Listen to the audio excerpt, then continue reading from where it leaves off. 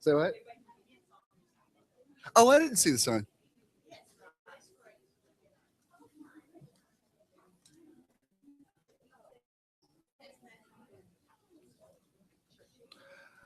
Very good. Welcome. Thank you. And happy Palm Sunday.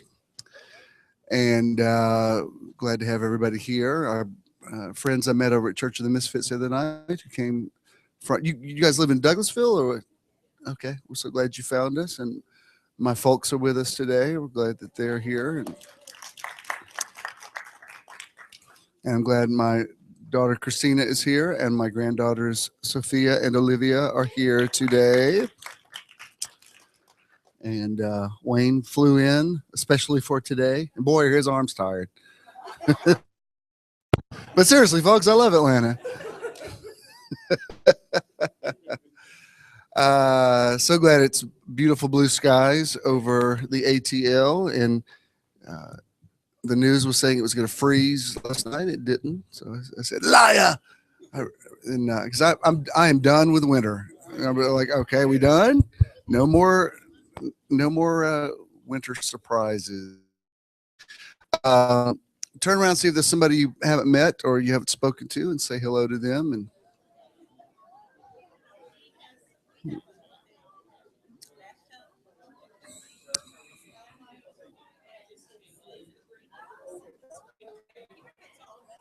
so, what is this?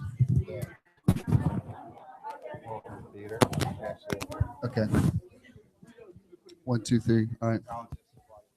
Okay.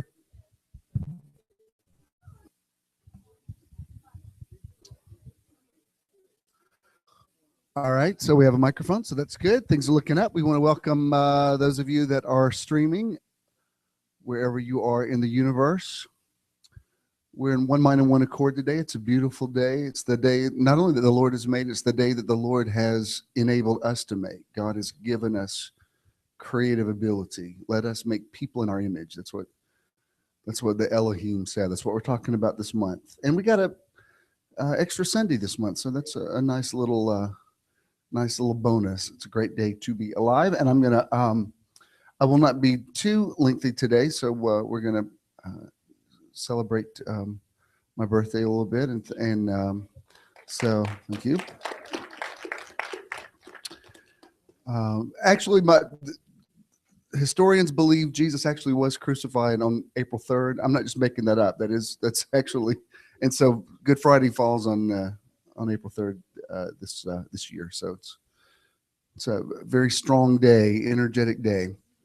All right, we're all blessed. We're gonna run. We didn't run it last week. Let's run it this week, and then we have a special blessing because I didn't think Marshall was going to be able to be with us today, but he and Corey are able to be here. We're so happy. So run that, and then I will introduce our guests. Good morning, and welcome to METRON. METRON is measure or sphere of influence. We want to help you find your METRON through motivation, enlightenment, transcendence, renewal, outreach, and networking. Today is your day to find your METRON. Hello, good morning, beautiful people. Welcome and happy Palm Sunday. Everybody bring your palm branches now. All right. There's a vending machine out there that has you could get some. I've thoroughly enjoyed this month. One of the main reasons is because of special guest that we've had this month. And it's not just his talent. I just liked his spirit immediately. I liked his heart.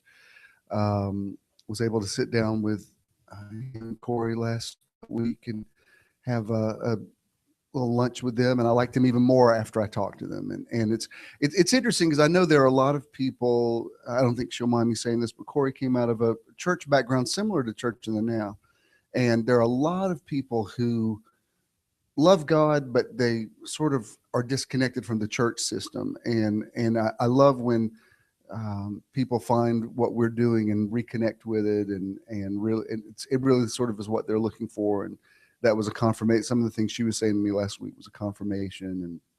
And Marshall's been able to play with Jonah some, and they were at the Earl recently playing, and I think he's got a website. So if he's ever playing around town, you should go check him out, because it's always a guaranteed good time. And I don't know what he has in store for us today, but I've liked all of his choices this month. They've all been appropriate and significant for whatever reason.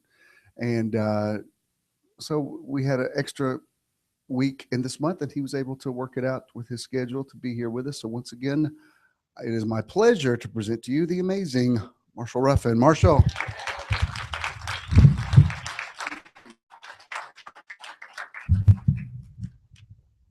Please sit down.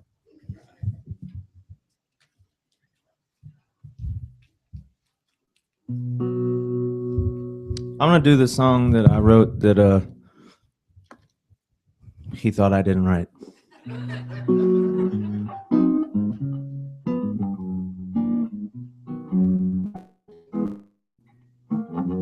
He's gonna light the way to heaven forever. I know he's gonna light the way to heaven forever. I said he's gonna light the way to heaven forever. Well, good Lord, good Lord, good Lord, good Lord, he's gonna light the way to heaven for me. Well, Satan isn't the deceiver, and he'll catch you in the dark, lead you down to the river for to drown your holy spark. But if you look in the shadow and you see a golden light, no, it is your Savior. It's coming for to lead you through the night. I said he's gonna light the way to heaven forever. I said he's gonna light the way to heaven forever. I said he's gonna light the way to heaven forever. Well, good Lord, good Lord, good Lord, good Lord, he's gonna light the way to heaven for me.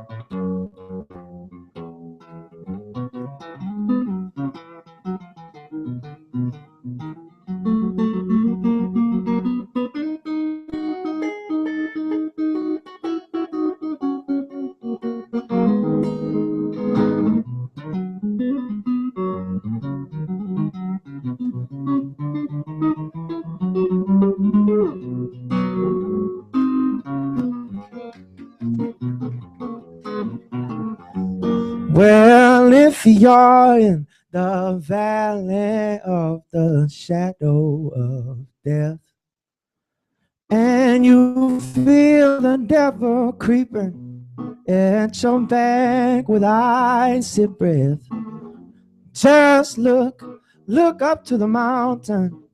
Yes, for a lantern in hand. No, it is your Savior. He's coming for to lead you to the promised land. I said he's gonna light the way to heaven forever. I said way to heaven forever. I said he's gonna light the way to heaven forever. Oh, good Lord, good Lord, good Lord, good Lord. He's gonna light the way to heaven. He's gonna light the way to heaven. He's gonna light the way to heaven. He's gonna light the way to heaven. Well, I know he's gonna light the way. He's gonna light the way. He's gonna light the way. He's gonna light the way. He's gonna light the way. He's gonna light the way. He's gonna light. He's gonna light the way to heaven. For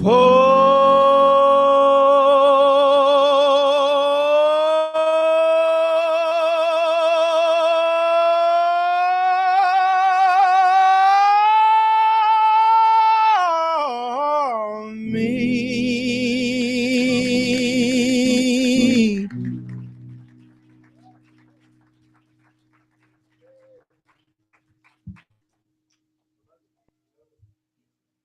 Okay, so I've enjoyed being here this month. Thank you for having me. Thank you for having me.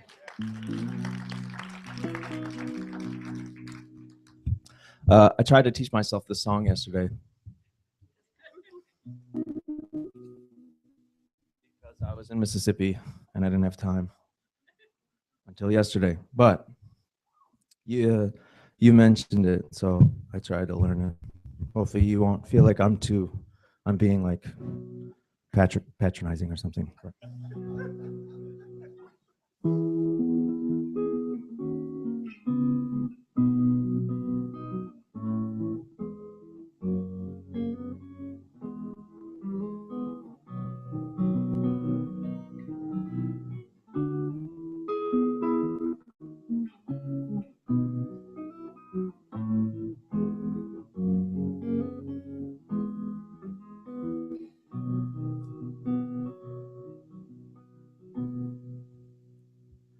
When I find myself in times of trouble,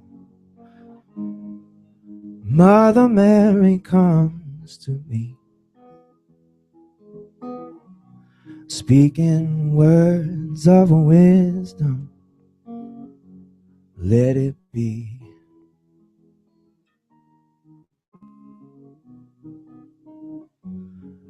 And in my hour of darkness, she is standing right in front of me, speaking words of wisdom. Let it be. Let it be. Let it be. Let it be. Let it be. Whisper words of wisdom. Let it be.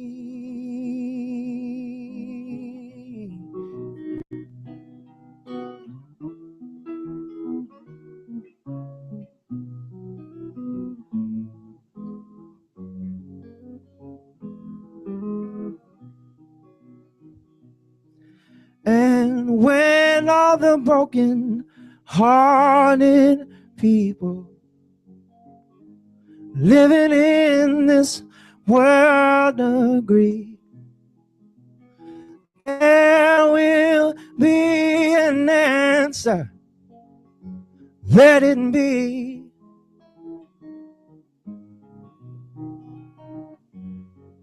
And though they may be parted, there is still a chance that they may see. There will be an answer. let it be. Oh, let it be. Let it be. Let it be. Yes, let it be.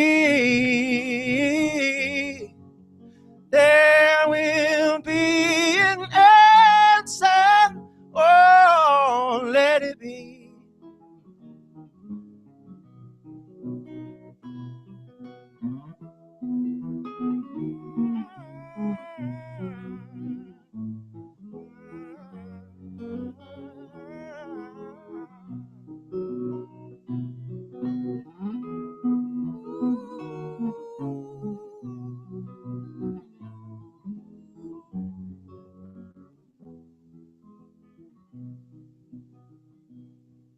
And when the night is cloudy,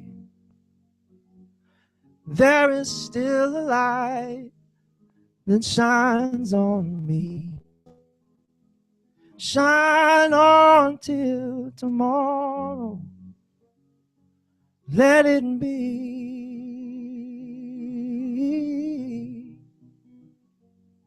I wake up with the sound of music. Mother Mary comes to me. She's speaking words of wisdom. Let it be. Let it be. Let it be. Let it be. Let it be. Oh, speaking words of wisdom. Let it be. Let it be. Let it be. Let it be. Let it be. Oh, whisper words of wisdom. Let it be.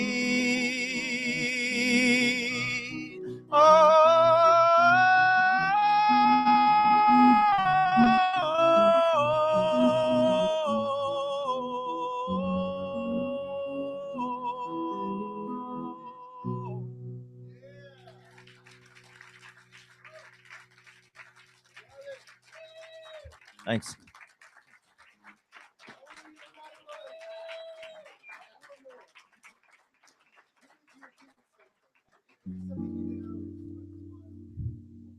Okay. Man, I'm very surprised I got through that whole song. I had to print the lyrics out.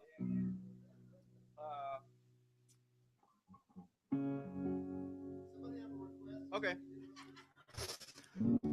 Amazing grace, how sweet the sound that saved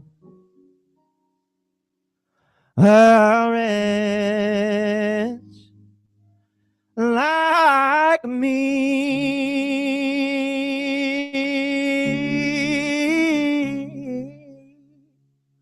I once was lost, but now I am found.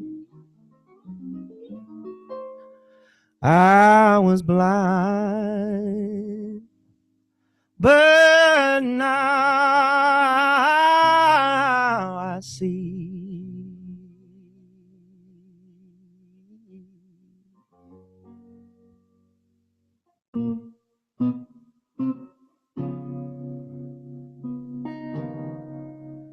'Twas grace that taught me how how to feel. And grace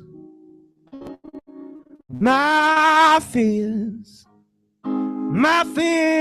relieve.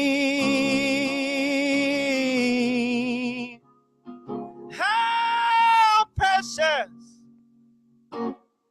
how precious, precious did that grace appear.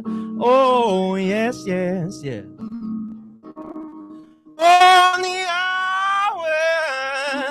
On the hour when I first believed. Oh, amazing grace, how sweet the sound that saved a wretch like me. Oh,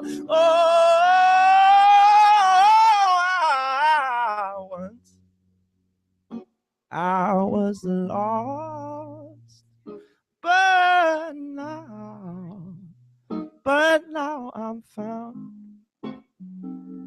Was blind,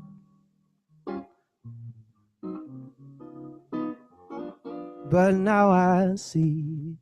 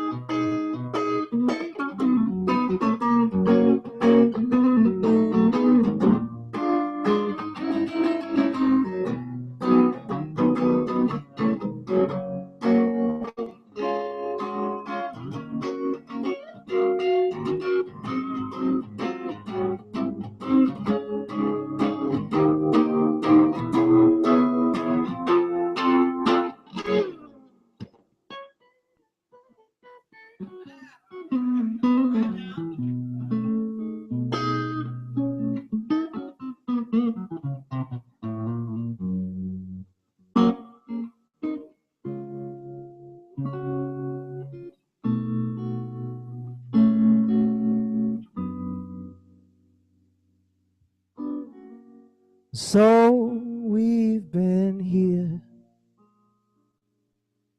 for 10,000 years, bright shining, shining as the sun. Where we've no more days to sing his praise. Then the hour when we first begun.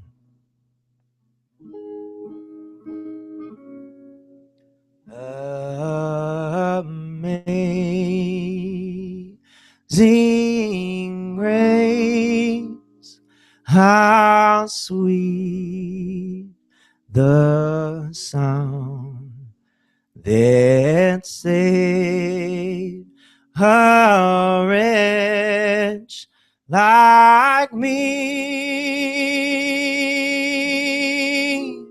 I once was lost, but now am found. Was blind, but now I see.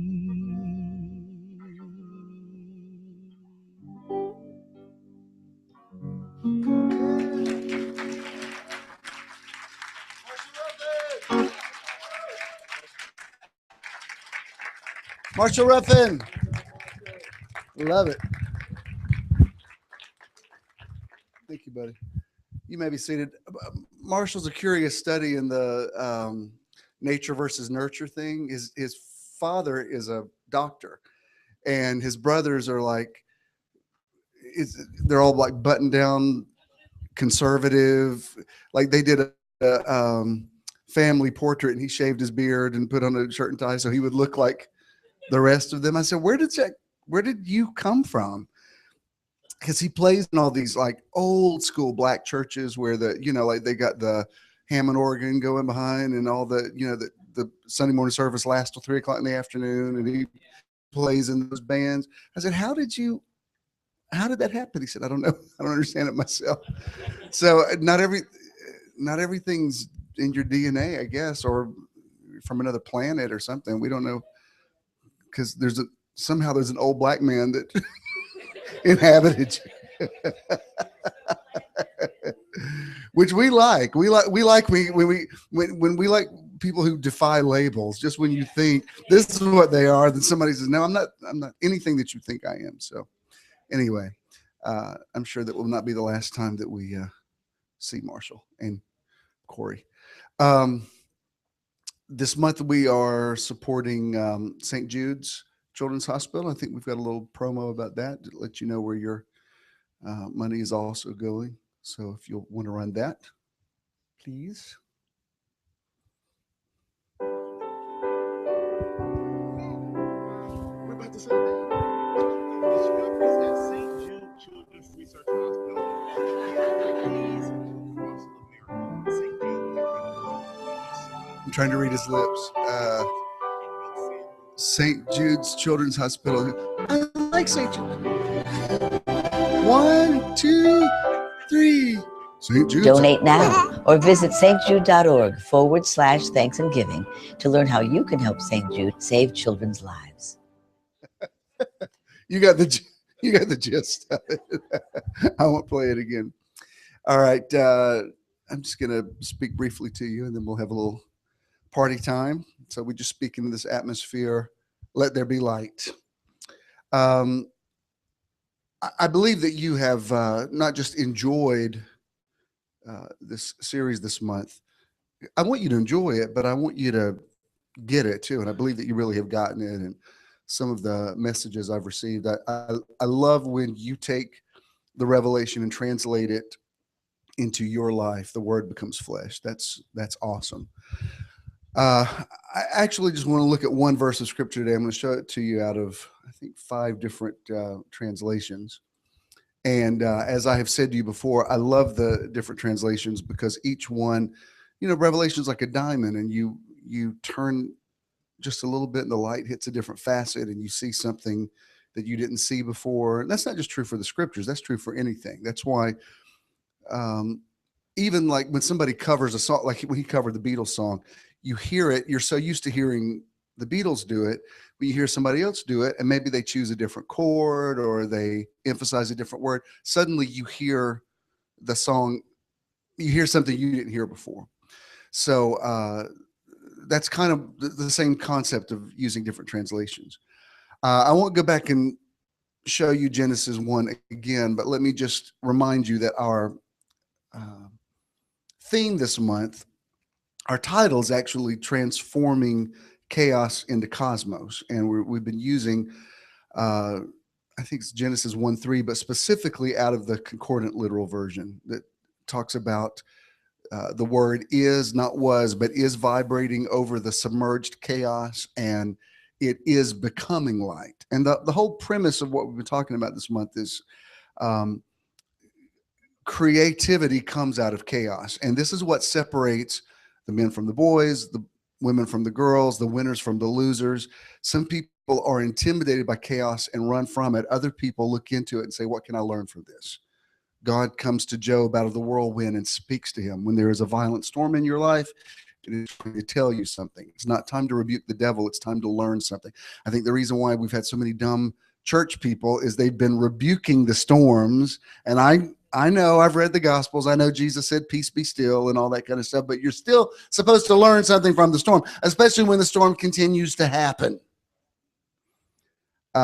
So we're learning to not be afraid of life, to embrace it. And with each of these translations, this is what I want to show you today. This is out of Hebrews chapter 11. It's what we call the faith chapter. And, you know, verse 1 is the famous verse that you always hear. King James says, faith is the evidence of things not seen, the substance of things hoped for. Then verse 2 says, for by it the elders obtained a good report. And then verse 3 is what I want to concentrate on. In the King James, it says, by faith we perceive that the worlds were framed by the word of God. I actually like it in the KJV there. I mean, there's a beautiful symmetry to this verse. By faith we perceive that the worlds were framed by the word of God. That's what we've been talking about. But God created his world by the words of his mouth. We are constantly creating our worlds by the words of our mouth. You call that laws of attraction or whatever, but something in, bless you. This is my current raisinette story, but I don't make this stuff up. This is actually stuff that happens.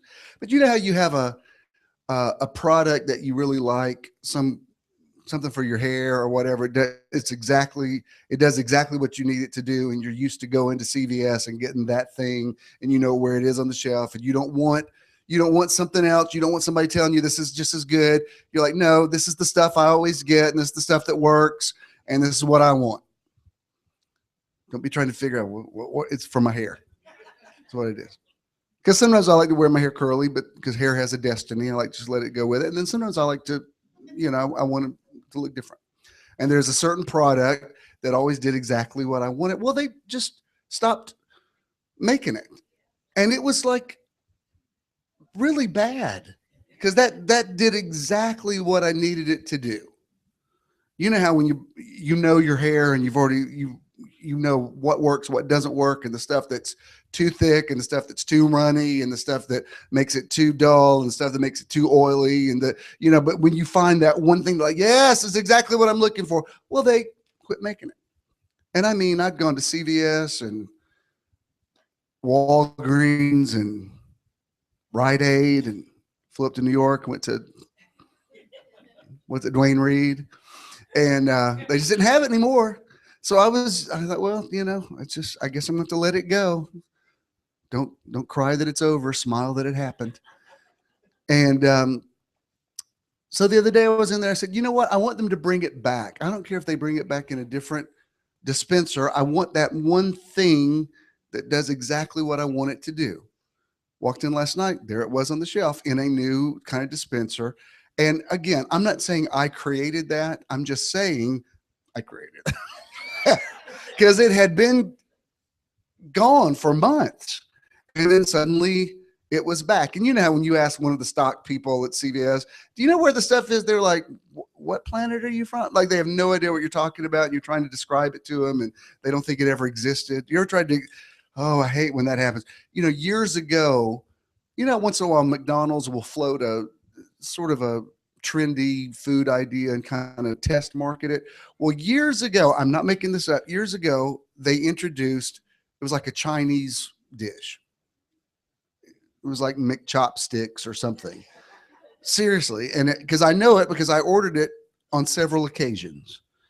And so I was in some McDonald's one day. I said, are you one of the stores that's doing the Chinese food? And the guy said, sir, this is McDonald's. I said, I know it's McDonald's, but some of the stores are running. It's just, I don't know if it's just a limited time, like the McRib or whatever, but it's Chinese. It has like a fortune cookie with it. And the guy, they called security. They said, sir, just order your Big Mac, please. I said, no, I'm happy to order a Big Mac. It's just that I'm telling you, and like, I couldn't get anybody to believe me. I was like in a Twilight Zone episode. I said, does anybody here know that McDonald's was selling a Chinese dish and people, mothers are grabbing their children like, don't look at the man, honey.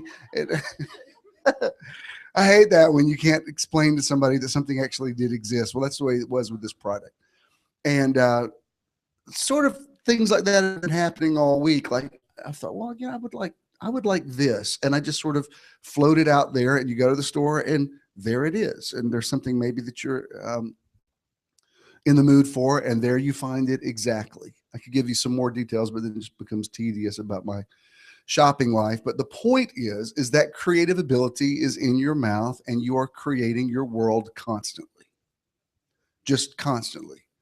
Whatever it is that you're living in, you're creating it. And many of us don't want to accept that. I'm not saying that in a negative way. I'm saying, look at what you're saying, look at what you're thinking, look at your attitude, look at what you're watching, look at what you're listening to, because it's feeding information into you, and the information is coming out of your mouth. You know how there's some people, every time you see them, they've got good news for you. Like you can't wait to see them because there's just something, they're going to say something empowering. And there's other people you brace when they approach you. He's like, this ain't going to be good. Or when you see that number come up on your phone, like, well, here we go. Take a deep breath. Help me, Jesus. Because this will not be positive, because this person always says something negative. And that's just, some people get caught in that rut and they don't know how to get out of it. And there's no point yelling at them about it, because I know what it's like to be on that negative side. And when people tell you to be happy, you just want to smack them. You're like, I know, just shut up. I'll get it. Jesus said, I'm going to the heart of the earth for 3 days, but I'll be back. I have some friends that they've written me over the years, and they say, hey, where have you been? I said, I've been in the heart of the earth for 3 days, but I'll be back. On the third day, I'll be back.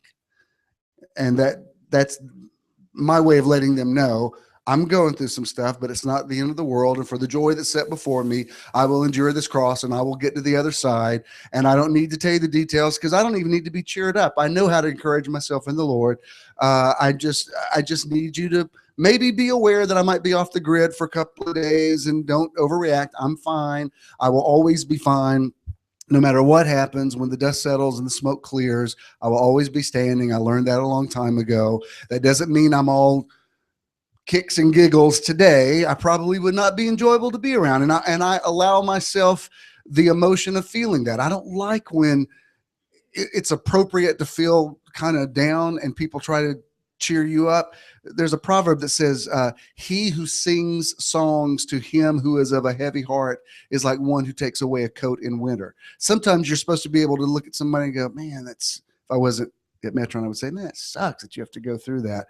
And really all you need is someone just to wait outside Gethsemane for an hour with you while you go in and sweat your drops of blood, knowing that you will come out. But you don't need people cheering you up, because sometimes that actually makes you feel a little bit worse. And there's sometimes, like if you've lost a loved one, you're supposed to be a little bit sad about that. And that's okay. That's appropriate. Jesus, knowing he was going to raise Lazarus from the dead, still wept when he saw Lazarus' tomb. He had a natural response to it. And then the divine kicked in and he took care of business. I think it's inappropriate to tell people to get over it. I think it's inappropriate to tell people to cheer up. I think, I know people who have said, I had a death in the family and people keep telling me to get over it and I can't get over it. I say to them, don't get over it. Feel everything you're supposed to feel, because Ecclesiastes says there's a time to weep and there's a time to laugh. That doesn't mean you're not positive. Doesn't mean you're not full of faith. It just means that emotions are real. Emotions are appropriate. Feelings are okay, especially if you know that you will always move toward the positive. I know this about myself, and I think some of you probably on the same wavelength with me.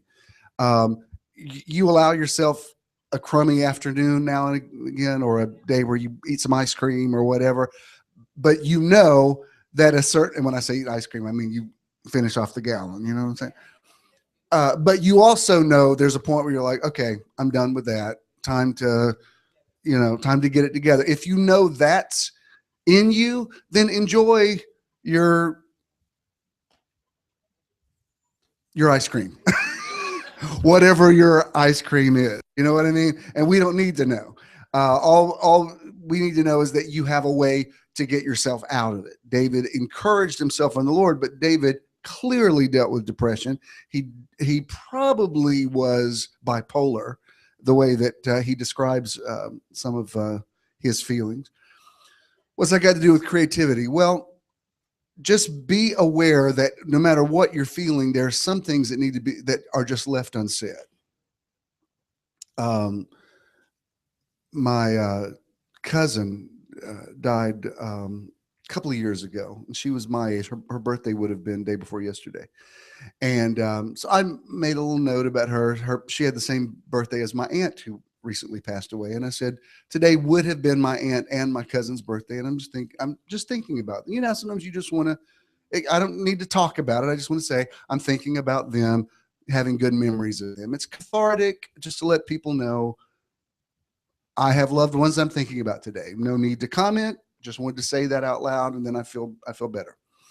And, her brother posted on that. He said, you know, I was going to sit down and, because he and I have discussed her life and some of our thoughts about why she died prematurely. And we're definitely on the same page about it. And he said, I sat down, I was going to write a whole bunch of stuff and I didn't like where it was going. And I got 2 paragraphs into it and just deleted it. And I said, and I wrote back to him, I said, you know what? I would have supported anything you wrote about it, but some things are just better left unsaid. And sometimes you're writing for your own catharsis and you just need to get it said and then delete it, because once you put it out there and give it energy, the virtual reality, like on the internet, but it's amazing the power that it has. It's not, life's not just in the power of your tongue. It's in the power of those fingertips that are hitting little buttons on keyboards and on cell phones. So think about what you're going to post, because it's okay to send out a prayer request. I do it myself. It's okay to say unspoken requests. It's okay to say, you know, we're going to get through this, but because sometimes it actually helps. It's good time management, because you got people calling you every 10 minutes. What's going on? What's going on? What's going on? It's good just to say, this is what's going on. Basically, you're saying, I don't need to talk a whole lot about it. I just need to let everybody know. I'm going to do a little something, and I might need a little agreement. Aren't you glad when you got some friends that don't need all the details? They're just like, I got you. I'm praying for you. I'm speaking. Everything's going to be all right. And those people have credibility in your life. And when they say everything's going to be all right, you believe them. You know what I hear all the time? People say, I don't really need to talk. I just need to hear your voice. I understand that. I get that. Just to say, I'm not being flippant about that. When I say everything's going to be all right, everything going to be all right. I really am. You know, my general response to everybody is believing for the best. And again, I'm not being non-committal on that. I really am believing for the best. That is really because sometimes I don't know what the best is. So I say, well, I'm believing for the best, because you know what? That's what I'm believing for in my own life. All right, if I don't shut up, we're never going to have cupcakes. And there's a lot of them over there. All right, we have mini cupcakes. So someone keep me aware of them, or I don't want to take off our cupcake time. Let me show you this, so I'll shut up. This is Hebrews 11:3, and this is in the Message. It says, by faith we see the world called into existence by God's word. What we see created by what we don't see. You remember how at the turn of the millennium, when the Matrix came out, it was not just a good movie, but it was a very timely movie, because people were thinking a lot about the future and about time and that sort of thing. And that's why that movie wasn't just popular. It was significant. There were many things, you know, we were in a very prophetic flow at that time. And there was many things about that movie that really rang true with what we believed was happening in the spirit realm. Not the least of which is this idea in the Matrix that one reality is controlling another reality, that what you see is not really reality. It is the outworking of another reality. Like I remember when Klesko used to come to Church of the Now and I was friends with him, I got to go, sometimes I would go to ball games and go to places at Turner Field I never knew existed. And one time we went, somebody had one of those boxes, you know, and I got an invitation to that, and I took a couple of friends, and one of them, y'all remember Chuck Longino? Chuck walked in there and he said, "I feel like I just walked into the Matrix." I said, "What do you mean?" He said, "I've been to Turner Field a million times. I never even knew this floor existed.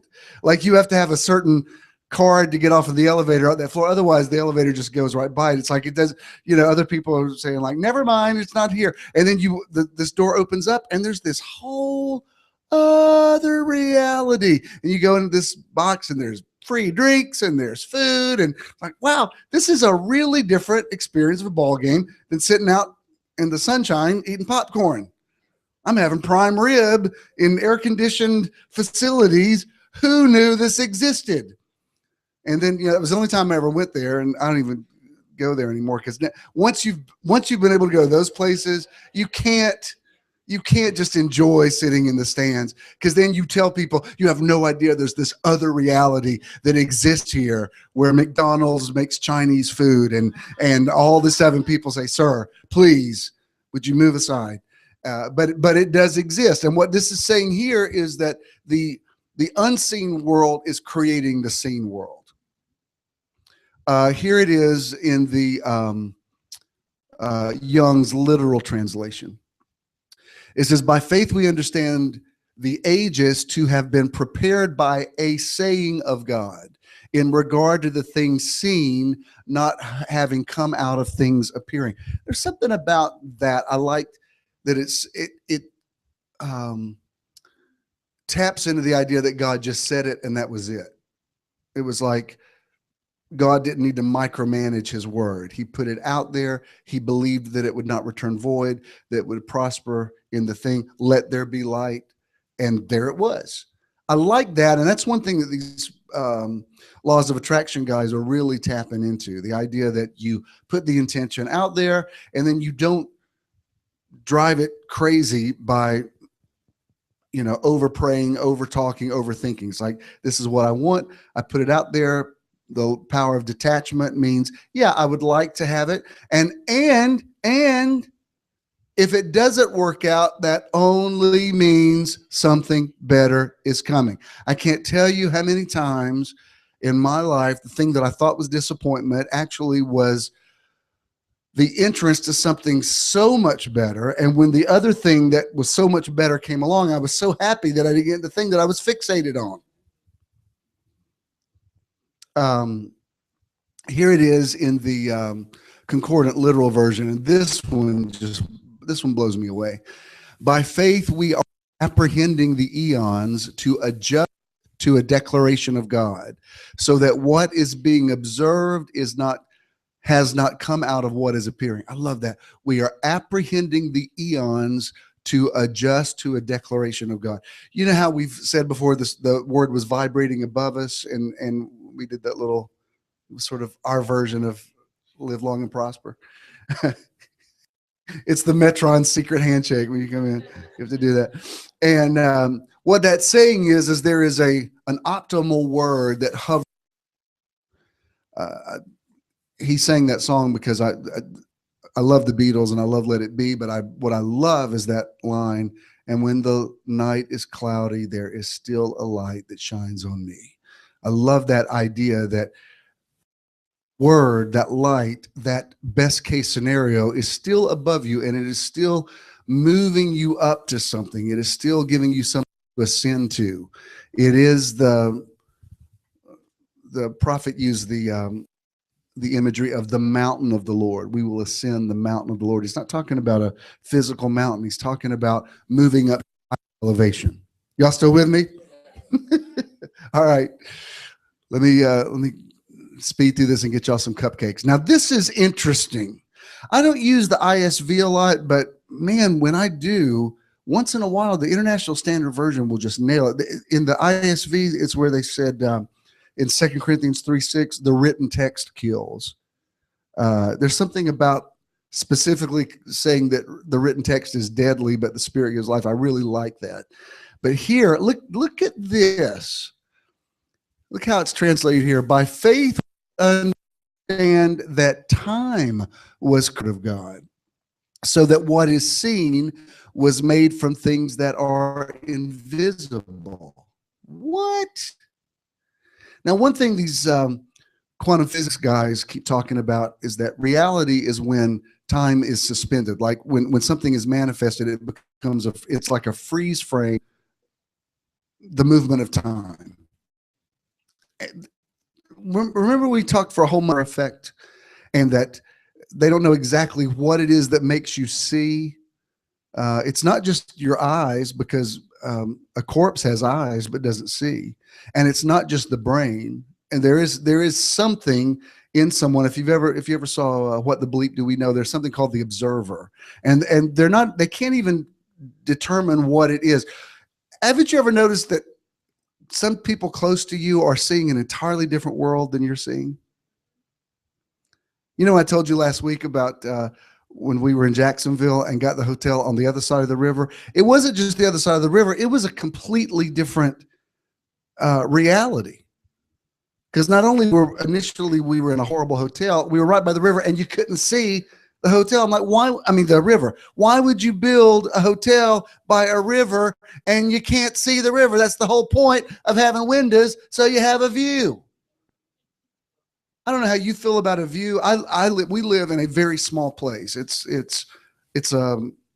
like a studio loft. It's microscopic, but it has a fantastic view. And when I saw it, I said, I'll take it. I loved the view because I liked the way it made me feel when I looked out and saw that skyline. I don't care, as long as it's clean. I don't really care what the place, like if I go into a hotel, I mean, obviously I don't want bed bugs and I want the place, but I don't care about the room. I care what's outside that window. I can't tell you the hotels I've been to over the years. They've moved me like 4 times, especially if it's an expensive hotel. I'm like, no, I'm not going to pay this for this hotel and not see the ocean. Well, sir, if you come out in the balcony and lean forward really far, you can see a little bit of the ocean. No, I'm checking out. I want to go. I'd rather just sit in a tent on the ocean and actually look at it, because it's the visual. You need something? Hold that thought. Talk amongst yourselves.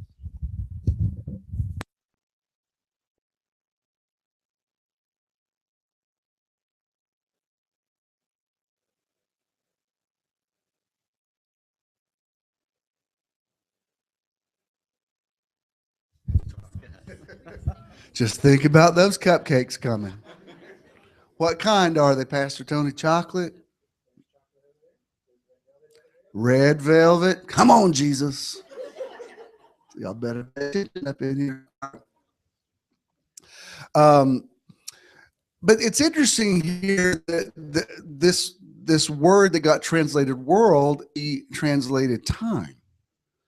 I don't have time to get into it today, but all of these verses, like when Jesus said, believe you receive when you pray, or one day with the Lord is as 1,000 years. All of these are speaking to something that in physics they're picking up on, is that reality is when time collapses out of the quantum field and manifests into something that we see as the material world. Have you ever just experienced something that was so enjoyable you just wanted to stop and relish it? You just like, I wish I could just freeze frame this. That's one reason we take pictures so much. You know, when something beautiful is happening, we want to remember it. Like, I just want to remember this moment. I want to remember what this felt like, or what this tasted like, or the breeze that was blowing, or the colors of, that I'm seeing, or whatever. Remember this verse, because we're going to come back to it. But let me show you this. This is interesting. I also don't use the Phillips translation much, but this is beautiful. This is the J.B. Phillips. It says, and it's after all only by faith that our minds accept as fact that the whole scheme of time and space was created by God's command. What? That the world which we can see has come into being through principles which are invisible. Go back to the previous screen, please. It says, and it is after all only by faith that our minds accept as fact that the whole scheme of time and space was created by God's command. Wow. You know what separates people of faith? All of you are intelligent. All of you have been educated on some level. I don't think any of you denies the fact that the earth is older than 6,000 years. I think, you can hear certain concepts challenged, and it doesn't shake your faith. You still believe in intelligent design. You still believe in this entity that we call God. You still put out these requests in the form of what we call prayer, and you see prayers get answered. You still feel something that we call the anointing or the presence of God or whatever, and you're not making that up. And it doesn't conflict with what you know intellectually. Or am I just projecting that on you? Is that?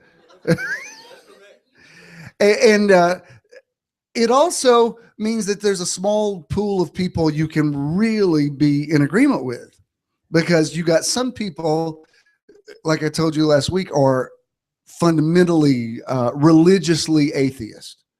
Like they want to argue with there's absolutely no God, and those people lose credibility with me, because I don't believe the Bible's infallible, but I also don't want to believe that there's absolutely no God. And how do you know? Anybody that says they just absolutely know something, I'm a little bit suspect of that. However, what you can know that you know is what has happened to you personally. That's why I just did a little video about this. That's why I love the story of the blind boy that Jesus healed. I love that, because the Sanhedrin brings him in and they ask questions, and the guy says, he basically says, I don't even know Jesus. I don't even have an opinion of whether he's good or bad. All I can tell you is I was blind, now I can see.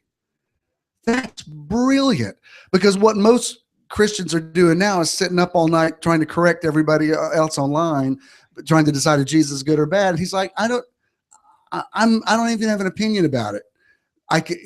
If you even ask me, can Jesus heal deaf people? I'm like, I got nothing.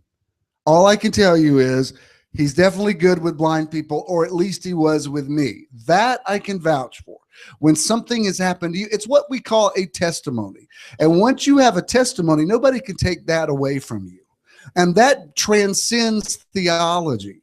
There's too many people out there arguing over theology who don't have a testimony. They're arguing over scriptures and stuff they don't even know about, but they're not talking about, well, what happened to you?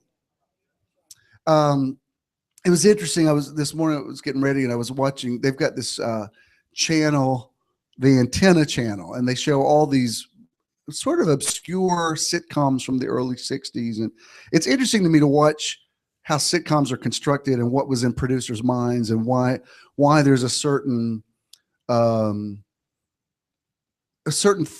formula that they have.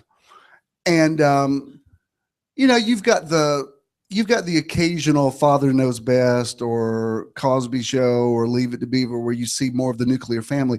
But the majority of the sitcoms was somebody widowed, somebody divorced, somebody they had a situation. And the point of the show is to get you on the side of the person who has the situation, and so that you can be invested in their story. And I know that because, we have now interviewed for 7 reality shows. I have not pursued any. There's 7 over the last 5 years. And the last one, it was one of Judah's projects. And Judah called me and he said, I hate to ask you this one more time, but do you mind doing a Skype interview with these people who want to do this reality show? So we both laughed, like, sure, let's go say all this stuff again. The guy said, wow, you're really good at this. I said, well, I've said it a bunch. But what was interesting, he was interviewing Ken and me, and he said, what makes a strong reality show is you got to get people on your side. So we need, you've got to have a situation that makes people invested, where they want to believe in your story. So they asked us, they said, what are some of your issues as a couple? And I said, well, we don't really have any. And they said, no, but like what do y'all fight about? And I said, well, we don't. And they said, no, nobody's that. I said, no, believe me, I'd be happy to do a show. Believe me, if you're going to pay me a lot, I'll make up a fight. I will come up with something. I'll turn a chair. If I talked to Christina about it, she said, I want to do a spinoff called Sissy. So we have episodes where Sissy's here and she's mad, you know, and you get her. So we'll make up a fight, you know, pull somebody's weave off or something, you know. Let's get those checks right. But I said we don't really have a situation. I don't know, you know. Everybody, you know, like the Mary Tyler Moore Show was her situation is, could she survive in Minneapolis as a career woman who's not looking for a husband? So without even realizing, you get invested in the situation. Can Mary make it? You even hear it in the theme song. You might just make it after all. So what it's saying to you is, watch this show and hope that Mary makes it. If Mary had a perfect life, we wouldn't watch the show. Isn't that interesting? So, I have no idea why I was saying that. There was a point to it. What? Sure. That wasn't my point, but that's actually a better point. Thank you. Thank you, Eric, for taking it to the next level. What Eric heard in that is, it's like the Matrix, exactly what he said. All right. I have no idea. When you said red velvet cupcakes, you threw me a curve, so I don't know. This is an Einstein quote. Two more things to show you. He is a king is full, called by us the universe, a part limited in time and space. He experiences himself, his thoughts and feelings as something separated from the rest, a kind of optical delusion of his consciousness. This delusion is a kind of prison for us, restricting us to our personal desires and to affection for a few persons nearest us. Our task must be to free ourselves from this prison by widening our circles of compassion to embrace all living creatures, all of nature in its beauty. That sort of taps into exactly what I was reading to you from the International Standard Version, God created time. And so much of our perception of being separate from one another is just that. It's a perception. So much of what we look for in life that we think is what we're looking for it's a delusion. I've heard of this before, and I know Gone with the Wind is not politically correct, but it's an interesting story because, you know, the whole time Scarlett O'Hara, even when she's with she marries all these men, but she's in love with Ashley the whole time, right? Which, for the life of me, I don't know why they cast Leslie Howard in that, because there is no way, if Clark Gable's waiting for you at home in bed, you're going to be pining over Leslie Howard. I'm just saying. And I never read the book, but I asked some people, I said, what in the book, was Leslie like an older, was Ashley like an older guy with a British accent? No, somebody must have owed Leslie Howard a favor to get that. But anyway, I digress. But you know how in the end, when Melanie dies and Ashley's crying and Scarlett goes, wow, you really do love her, don't you? And he says, well, yeah, I love her. And she says, all this time, I believe something that didn't even exist. And that's when it comes to her, you know, she runs through the foggy weather to find Rhett Butler, who by that time, he's done. You know, he's not just through, he's through. You know, and that's when she says, Ashley, you know, but now I decided to love you. And he's like, too late, tell it to the hand. That, you know, I remember Rhett Butler saying that. Well, that's what he implied. And that's when he turns around and says, frankly, my dear, I don't give a damn. And she's, what should I do? And after all, tomorrow is another day. But the point is this whole time we're like, duh, Scarlett, how did you not know? Clark Gable, don't you remember when he took you upstairs? Remember how happy you were the next morning when you woke up? Remember that? Scarlett, look what you had. And you're in love with the old British guy? Seriously? And it's amazing the people who, I thought that was funny. The people who think a certain, all right, enough of that. Let me show you this last thing. Let's try this. Actually, I'm having a good time today. I just have a lot going around. This is a Deepak Chopra quote. It's actually a paragraph out of something that, but I think this is very interesting. Especially, we perceive that time was created by a word of God.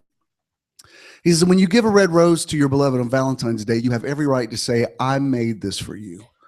All the qualities that a rose possesses, its velvety texture, lush red color, even its thorns, are real to us because our perception makes them real. Photons of light have no color, only frequencies and wavelengths. The point of a thorn has no sharpness. The scent of a rose isn't sweet when seen merely as airborne molecules. The reality of these specific qualities is tied to us. The brain processes electrochemical signals sent from photoreceptors in the eye to create the color red.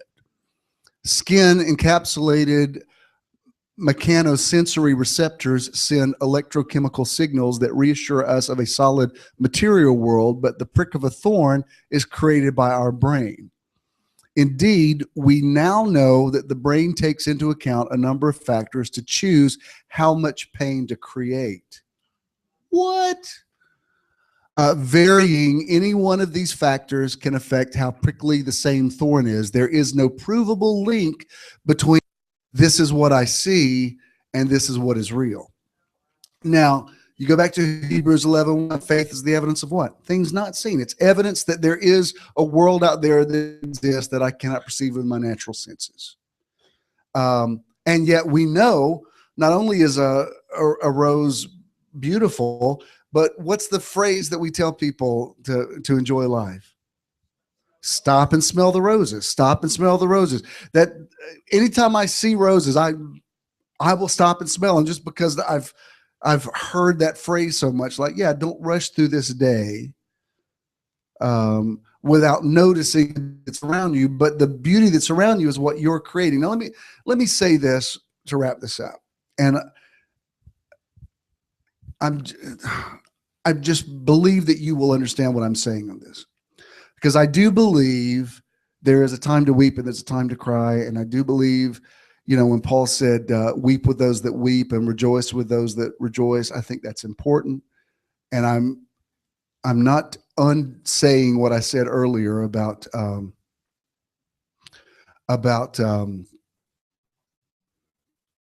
you know, being insensitive to what people are going through. But this is something that transcends just having a good attitude. There is a way that you perceive the world that until you get that right, all the preaching and praying in the world is not going to make your situation better. Now, the other day, it was interesting because I had been going through several things in the week, and it was one of those days that just, when I turned on my phone that morning, it was bad news. It was people giving me bad news. It was just bad news, bad news, bad news. Then Jonah called and said that his car had been stolen the night before, and we had to deal with that. It was just, and it was one of those days that like, well, what else? You know, and then somebody said, you know, today is International Happiness Day. And when I heard that, I laughed because it was ironic. I thought, yeah, it's really International Happiness Day, isn't it? And I even did a little post about it. But this is what's in me that I hope is in you, that lets me know I'll always be okay. After I laughed at the irony of it sure don't feel like International Happiness Day, then I thought, you know what? Yes, it is International Happiness Day. Yes, it is. And it moved me to put everything that I was being distracted by that day into perspective. Say, you know what? This is not the end of the world. It's an aggravation at best. When I talked to Jonah, he was surprisingly philosophical about it. He said, well, you know what? I needed new tires and I needed some work done on it. So, you know, maybe I just needed a new car. So I'm like, okay, well, good. Because we don't know where yours is. I did hear last night that some of the ones they stole from that Echo restaurant, they did find those. You know, they just went and took the box of keys from the valet and just went and drove the cars off. I thought, well, that's ingenious. Who'd have thunk? You want to break a glass for that? Anyway, what did you learn today at METRON? How to steal a car. My work here is done. There are other people that I know, and if you think, oh, I know he's talking about me, then stop it. I have no one in mind right now. I'm just saying this as a generality. I know some people that nearly are angry at me because I speak faith. No, nobody that comes here, some that did, but don't anymore, who will say to me, yeah, well, I tried that stuff that you preach, that like they're mad that I'm positive. And I think, do you not see it's that attitude? That's what's wrong with your life. And I can't fix that. It's because that's how you see things. And I don't know why you see things that way, but if my being positive is just aggravating you, then that's very telling about what's making things go negative in your life. And I can't fix that for you. You might need to go deep into where did this come from? When did I become this person who, no matter what's going on, I'm seeing the cloud in every silver lining? Well, Bishop, you just don't know what all we've been through. Look around. Everybody in this room has been through horrible stuff. There's a song that's, is it Flo Rida or Neo that does that? What's that song that Pitbull raps on about? I'm in this club and I knew my rent was going to be laid about a week ago. I walk my but I still can't pay it though. You haven't heard that? Because y'all just listen to Christian music all the time. But I got just enough to come in this club. It's a party song, and it's saying, I can't pay my rent, but I got enough money to go to the club, so I'm going to enjoy myself. I'm not saying it's a particularly moral song. I'm just saying it's interesting because there's a bridge in it where he says, everybody's going through something. Everybody's going through something. And I thought, that's an interesting philosophy to that song. What it's saying is everybody's got stuff. You're not the only one. Get it in perspective. It's not the end of the world. Stop being a drama queen. Come down off the ledge. Was it a disappointment? Yes, it's a disappointment. Welcome to the world. That's just living. And don't shoot the messenger. If you're wanting to attack somebody just because they speak a positive word, you really need to get introspective about, why does this make me so mad? Because even if I'm not there, I want to know that somebody out there is. Like I might not can sing with you right now, but let me sit down through this chorus and I'll get back up and finish the song with you, because I want to know there's somebody out there that is positive. I had a friend in college one time, and this was the terminology I would have used. He said, everything works out for you because, no, he said, you just believe the word because everything works out for you. I said, no, everything works out for me because I believe the word. So we're having this, which came first, the chicken or the egg? And when I check on his life all these years later, he's still struggling, still miserable, because that's his outlook on things. Well, Bishop, you've been through stuff too. Yeah, but I ended up okay. It's not what you go through. It's how you get to the other side. And check those people who always get to the other side. Everybody goes through stuff. It's those people that cross over, and not only cross over, but when they get up on the other side of the shoreline, they're actually better than they were before. I'm telling you, that hotel thing we went through the other day was very symbolic to me, because once we crossed the river and got into another hotel, it was a completely different scenario. We're taking pictures. Look at our view. Now, if you ask me what's Jacksonville like, I'd be like, oh my God, Jacksonville is gorgeous. If I had stayed in the nasty Wyndham across, I would be like, don't go to Jacksonville. That place is a hellhole. That's the nastiest place I ever saw. And it's just on the other side. And what was so cool is I could look out of the Hyatt and I could see the Wyndhams. Like, that's where we were. Was lost, but now.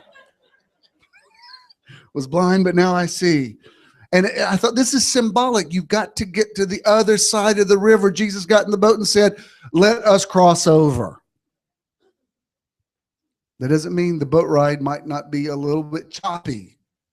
You might get a little seasick, but you will get to the other side.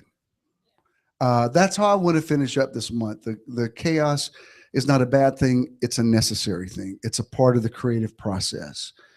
Don't let it stress you out, because stress is not healthy. But a little bit of stress will make you pay attention. A little bit of stress is actually advisable. If you don't feel a little nervous about the competition, you're not going to do well. So you should feel a little something, right? And transforming chaos in the cosmos means you got to be willing to change. You got to be open to change. All right. So I believe that was a confirmation for some of you, and I believe you will walk in it. All right. So we are done with that. Let's run the giving thing just so you'll know that, because I know we got some new people. And then we'll what are we going to do? We're gonna have cupcakes. All right. Go run that. Let's all stand. Contributing at METRON is quick and easy. Simply text the amount you'd like to contribute to 404-620-5044. Once you've sent the amount you'd like to give, you will receive a link. Clicking the link will take you to a one-time registration form. This will make the contribution process even easier in the future. Once you've filled out the information form, you will then see a successful registration and donation page. You can now give anytime by simply texting an amount to this number. To set up recurring contributions, log on to visionthenow.com and click Simple Give. We have more information on how to do this available for you in the back of the room. Thank you for your investment in METRON. And if you're making a check to just make the JESM, and Danny will be back there as Avery sent out to you. If you're doing something for birthday, if you make it JESM, it has to go to the ministry, and it'll go to St. Jude's, and it'll pay the rent and all that kind of stuff. Listen, before we officially dismiss, I want to say, where did Christina go? Is she still in here? I want to introduce you to a new part of my family. My daughter Christina is getting married in May 23rd. And the young man back there holding a beautiful baby, that's my new son-in-law. Wave to everybody, Ryan. And that's his son, Samuel, who I have already bonded with, who is going to be my new grandson.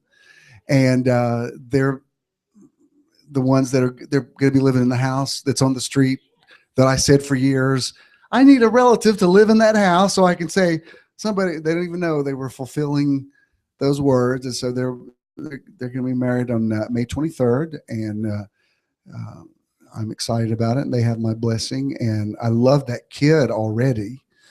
And he's a what we call a cutie magootie. So congratulations are in order for them. Christine, I just introduced Ryan. I hope that was okay. Look at them. Look at them together. Look how cute they are. Look at that cute little family. Adorbs. Oh, okay. She had to take Olivia. I'm so glad my granddaughters were here, who I love very, very much. Did you notice Olivia called you Papa when she came in today? Did they tell her to do that? No, she looked at you and called you Papa. It's just funny because we didn't tell her to do that. Oh, Lord, have mercy. All right. What? Happy birthday to you. Happy birthday to you. Happy birthday, dear Bishop. Happy birthday to you. Thanks. Oh, are we dancing? Let me say this.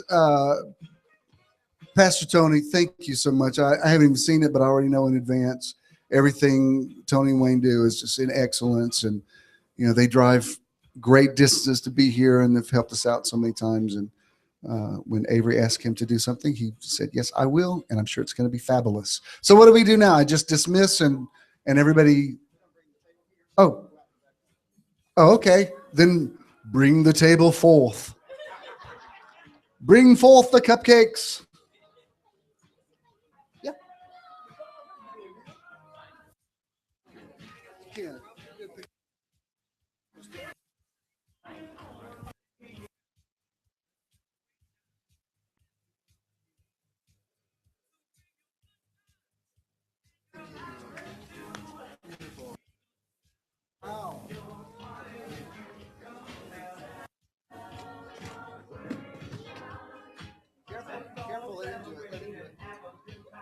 Oh, wow, look at this.